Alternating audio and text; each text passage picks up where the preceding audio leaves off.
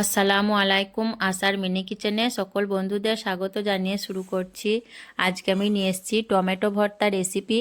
এইভাবে টমেটো ভর্তা বানালে গরম গরম ভাতের সঙ্গে কিন্তু আর কিছুই লাগবে না, শুধু এই ভর্তা দিয়ে এক থালা ভাত খেয়ে নিতে পারবেন।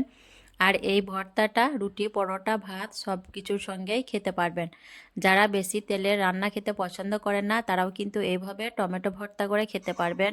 আর যারা মিষ্টির কারণে টমেটোর চাটনি বা আচার খেতে পারেন না তারাও এইভাবে টমেটো ভর্তা বানিয়ে খেতে পারবেন।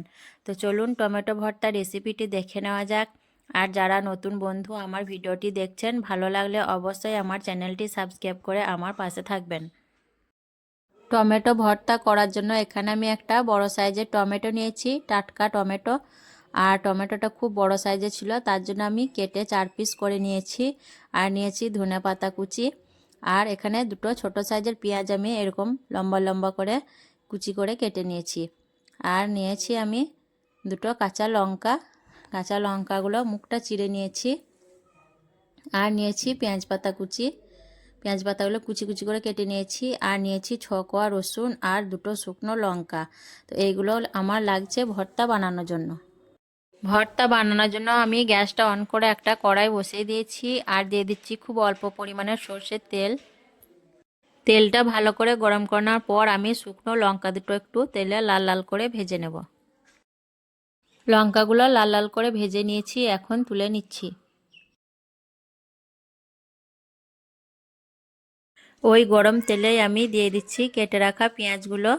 আর দিয়ে দিচ্ছি পরিমাণ মতো নুন। পেঁয়াজের সঙ্গে নুনটা অল্প দিলে পেঁয়াজের স্বাদটা খেতে ভালো লাগবে। দিয়ে আমি নেড়ে চেড়ে পেঁয়াজগুলো একটু ভেজে নেব। পেঁয়াজগুলো আমি খুব বেশি ভাজবো না, একটু নরম করে পেঁয়াজগুলো ভেজে নেব।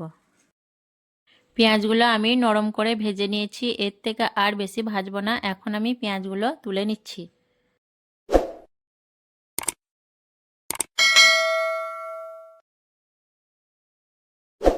তারপর আমি কেটে রাখা বেগুনগুলো এইভাবে কাটা দিকটা নিচে দিয়ে করে একটা একটা করে কড়াইয়ের মধ্যে দিয়ে দিচ্ছি। এখানে কিন্তু আমি আর তেল দেব না, যেহেতু খুব অল্প তেলে আমি ভর্তাটা বানাবো, তার জন্য আর তেল দিচ্ছি না। বেগুনগুলো একটা একটা করে দিয়ে দিলাম। দিয়ে আমি রসুনের কোয়াগুলো দিয়ে দিচ্ছি আর কাঁচা লঙ্কাগুলো দিয়ে দিলাম।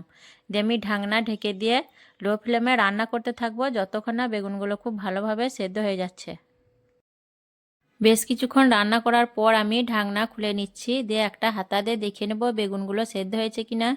বেগুনগুলো খুব ভালোভাবে সেদ্ধ হয়ে গেছে। এখন আমি হাত দিয়ে বেগুনের ওপরে খোসাটা এভাবে ছাড়িয়ে নেব।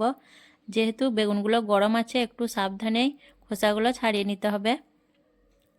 বেগুনের খোসাগুলো ছাড়িয়ে নেওয়ার পর আমি একটা গ্লাস দিয়ে বেগুনগুলো ম্যাশ করে নিচ্ছি। আর আমি এখানে বড় সাইজের বেগুন ছিল বলে আমি একটা বেগুন নিয়েছি। আপনারা চাইলে কিন্তু বেগুনের পরিমাণ বাড়িয়ে কমিয়ে নিতে পারেন। আর এটা দেশি টাটকা বেগুন, খুব টক টক ভাব আছে বেগুনটা। ভর্তাটা খেতে কিন্তু দারুণ হবে। আর রসুনগুলো সম্পূর্ণ না গলালেও হবে, ভাতে খাবার সময় রসুনগুলো মেখে খেলে খুবই ভালো লাগে। তারপর আমি বেগুনটা একটু নাড়াচাড়া করে ভেজে নিচ্ছি, যাতে বেগুনের মধ্যে পানি ভাবটা একটু টেনে যায়। বেগুনটা একটু টানিয়ে নেওয়ার পর এখানে আমি দিয়ে দিচ্ছি আগে থেকে ভেজে রাখা শুকনো লঙ্কা গুঁড়ো করে দিয়ে দিলাম। আর ঝালটা অবশ্যই নিজেদের পছন্দ অনুযায়ী দিবেন। ভেজে রাখা পেঁয়াজগুলো দিয়ে দিলাম, পেঁয়াজ পাতা কুচি আর ধনে পাতা কুচি। সব দেওয়ার পর আমি খুব ভালো করে নেড়ে চেড়ে বেগুনের সঙ্গে মিশিয়ে নেব। দিয়ে আমি 1-1.5 মিনিটের মতো এইভাবে ভর্তাটা জাল করে নেব, তাহলে ভর্তাটা আমার তৈরি হয়ে যাবে। এইভাবে যারা এখনো পর্যন্ত ভর্তা তৈরি করে খাননি, অবশ্যই একবার খেয়ে দেখবেন, খুবই টেস্টি হয় এই ভর্তা রেসিপিটি। আর বেগুনটা একটু টক টক ভাব ছিল, তার জন্য কিন্তু আমাদের ভর্তাটা খেতে অনেক মজার হয়েছিল। ভর্তাটা আমি 1-1.5 মিনিটের মতো এইভাবে নাড়াচাড়া করে জাল করে নিয়েছি। ভর্তাটা আমার তৈরি হয়ে গেছে। এখন গ্যাসের চুলাটা অফ করে দেব, তারপর আপনাদের পরিবেশন করে দেখিয়ে দিচ্ছি। আজকের টমেটো ভর্তা রেসিপি কেমন লেগেছে অবশ্যই কমেন্টে জানাবেন। ভালো লাগলে লাইক করবেন, শেয়ার করবেন আর আমার চ্যানেলটি সাবস্ক্রাইব করে আমার পাশে থাকবেন। আসবো আবারও অন্য কোনো রেসিপি নিয়ে। সকলে ভালো থাকবেন, সুস্থ থাকবেন। আল্লাহ হাফেজ।